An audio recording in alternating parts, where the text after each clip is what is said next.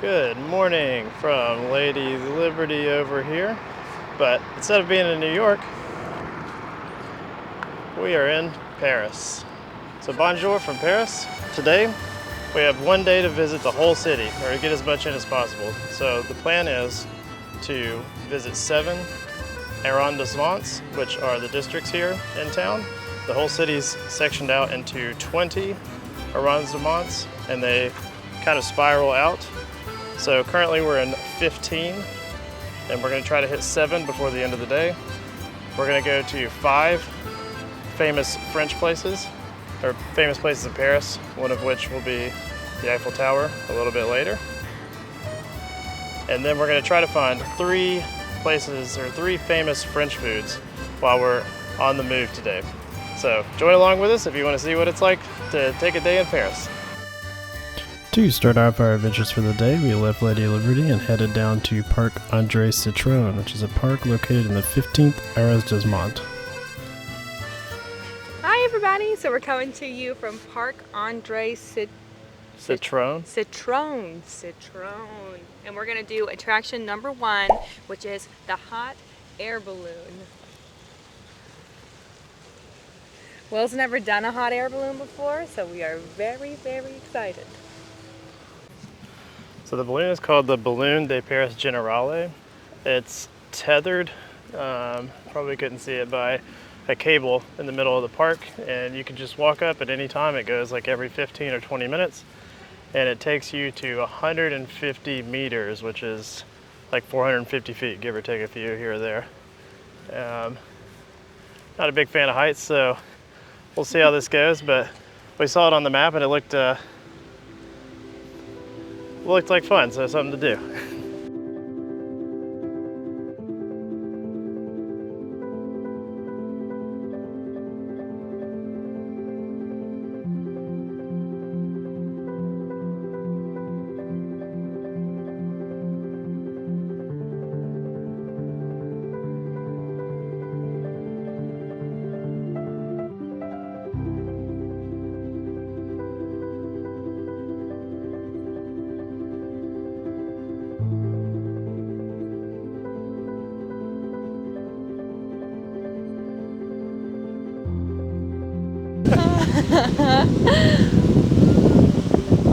What do you think, Aaron? This is awesome.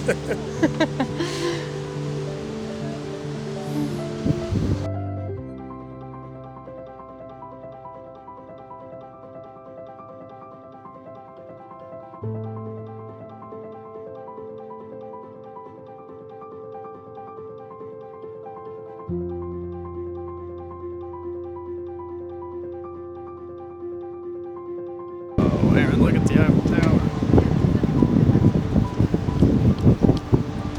What'd you think? That was awesome. We'll do it again? 10 out of 10. Would definitely do that again. Well, friends, that was wild. There was a little bitty thin cable that holds you still, and it's not holding you still. We're like this way, we're that way. He started it out by being like, make sure that you're spread out the whole time because balance is key. And I was like, balance is key. And then we get up in the sky and all of a sudden we're going this way, we're going that way. We're all over the place. That was so much fun. Would recommend? 10 out of 10 would recommend. It was 20 euros exactly, which turned out to be like $44, I think, 44 US dollars. So really not that bad, and it's like 15 minutes. I thought I was gonna die a couple times, but guy got us down safely, so well, I guess we'll do it. We would probably do it again. I would 100% recommend it though, because it was We would do it again. Really cool. Next, we're going to arrondissement number 5 to go see the Pantheon.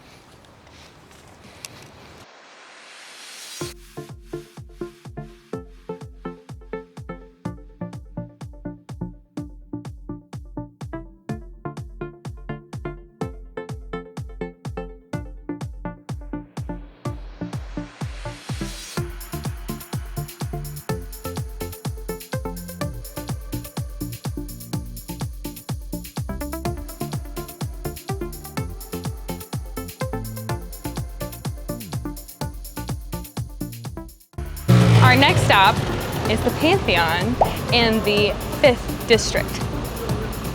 Or around whatever. Let me jump in here and give you a few interesting facts about the Pantheon. The Pantheon is located here in the Latin Quarter of Paris.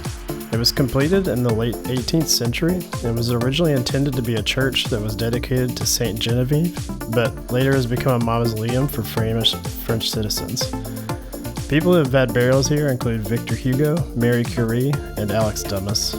The Pantheon stands at around 275 feet, which at one point made it the tallest building in Paris before the Eiffel Tower. Next stop, we are going to Arras de Mont, number 4, for Notre Dame. You can see it down this street, this like alleyway. I don't know if it's an alleyway or a street. We're going to find out whatever we're going to. Wow.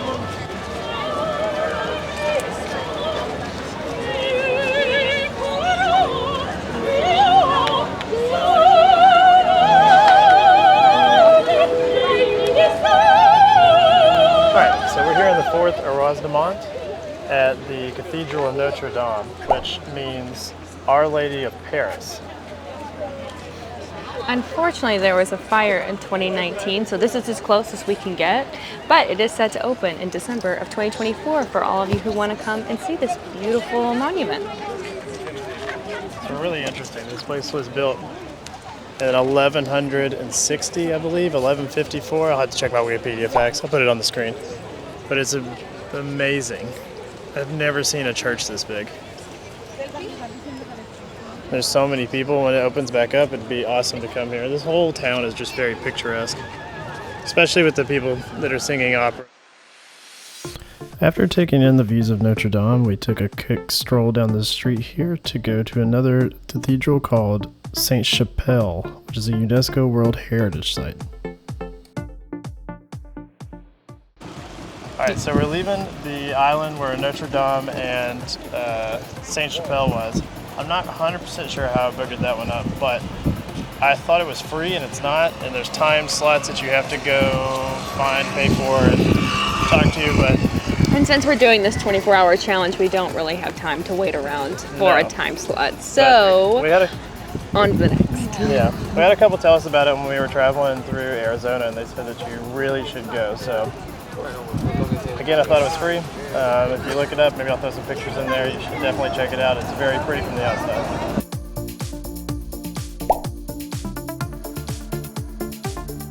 Well, this may not be on everybody's list whenever you go to Paris, but it's definitely on mine. I'm a big Harry Potter fan. This is the house of Nicolas Flamel, who is the only known maker of the Sorcerer's Stone. After a quick break, the next stop is a big one.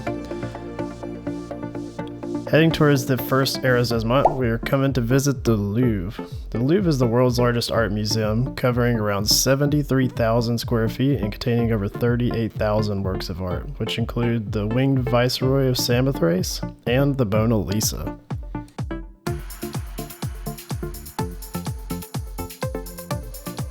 Alright, so we're here in the 18th arrondissement, or district.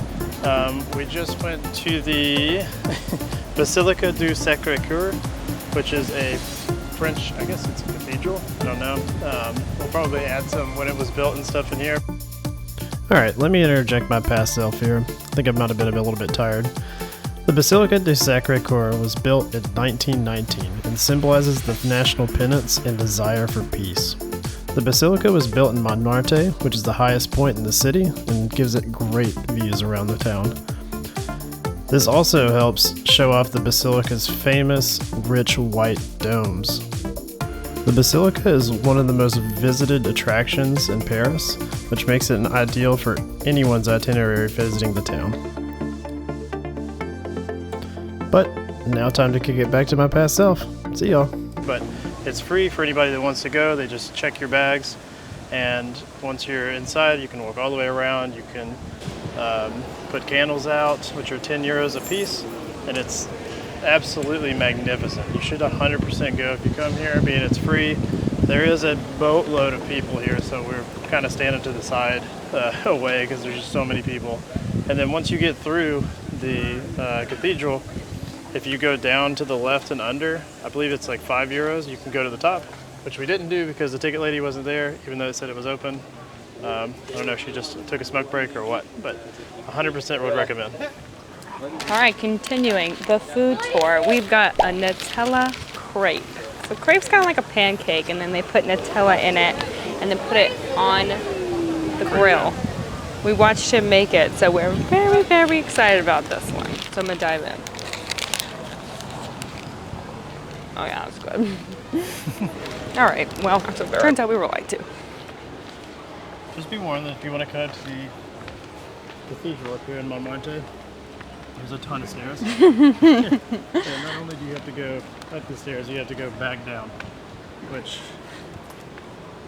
is okay if we weren't walking all day, but on the good side, it's very, very picturesque.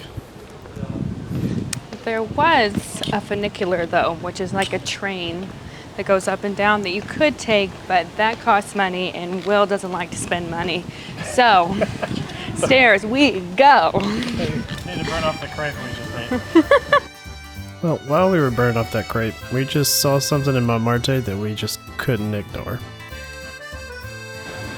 Alright, so we're here in the 9th arrondissement district, and we are trying another one of our French specialties, and this time we went full France.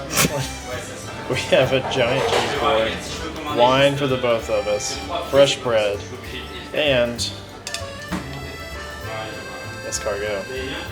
So let's dive in and we'll let you know how it is. No, you're doing it. There you go. Oh, it's good. That's good.